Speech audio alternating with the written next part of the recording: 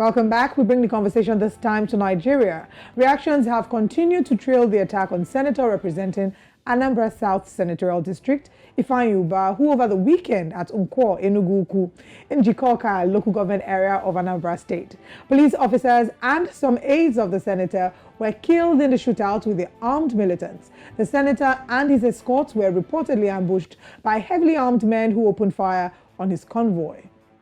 On Monday, the senator who confirmed the incident to newsmen in Awka said the assassins killed one Obum Ikechukwu and Goodness Matthias, including his security aides from the police and Department of State Services, who were also sadly killed. Joining us this morning is community activist and youth leader from Enugwu-Ukwu, EBELE, NGINI. Good morning. Thanks for joining us. Good morning. The pleasure is mine. All right, really sad incident there. Of course, Senator Ubah was able to escape. But what are the residents of Anambra, especially those in Enugu-Ukwu, saying regarding what they saw, in this latest attack on Senator Ifeanyi Ubah? We are still traumatized by what has happened. Shortly, not long ago, Anambra State had an election that brought in Professor Chukwuma Charles Soludo, who said he's declaring a state of emergency on security. And so far, it seems the government is winning the war against insecurity, and this suddenly happens again. At the moment, the people of Enugu are so sad, traumatized. Why, of all places, this very sad act of terrorism choose to happen on our soil. And of course, the rest of Anambra is mourning and traumatized. So that's the situation of the atmosphere at the moment now. EBELE, there have been numerous theories regarding this attack. Now, what we'd like to find out is if the attackers have been identified and what the police is saying in this regard.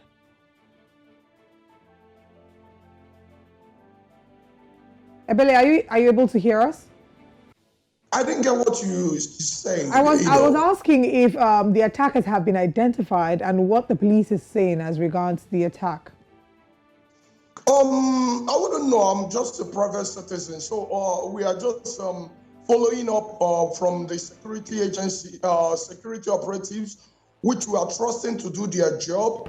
So far, nothing has been said on these attackers, on these assailants, but we know I lost two friends. I lost two friends in the attack.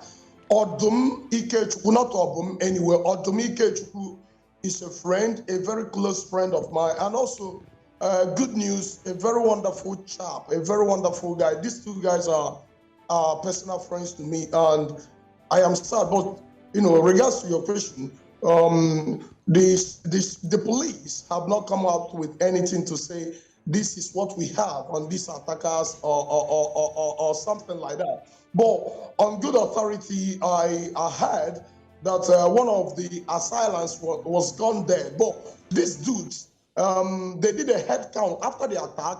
They did a head count to know if they were complete. And for what it is worth, if one of them was gone down, I think they also took their colleague, which is allegedly gone down. They took him with them when they were leaving from the crime scene. Of course, clarity that everyone, of course, is still seeking with regards, who these persons are. There's already been some political colorations to it. There's also been, rumors about ESN and unknown gunmen. It's just confusion.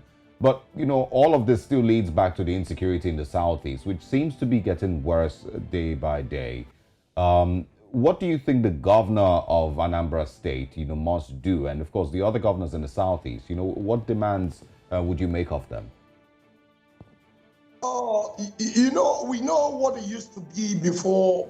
I'm not playing the devil's advocate for the governor, but we know what it used to be before he took the mantle of leadership in Anambra. That's why I said it seems Anambra State is winning the war against insecurity.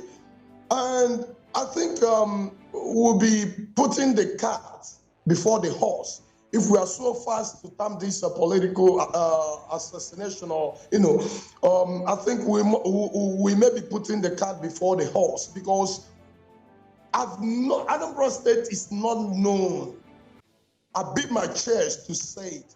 Anambra State is not known to go wide or go to the extreme for politics. We are not known for that. And I don't think it will ever get to that. So when people are saying this to be politically motivated, I choose to take it with a pinch of salt. That is one.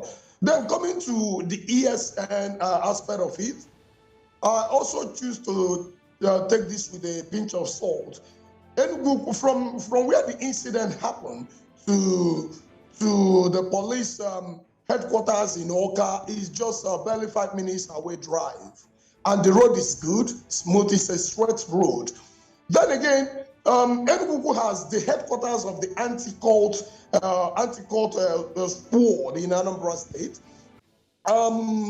The Zone 13 is also not far off. So Enugu is relatively secure.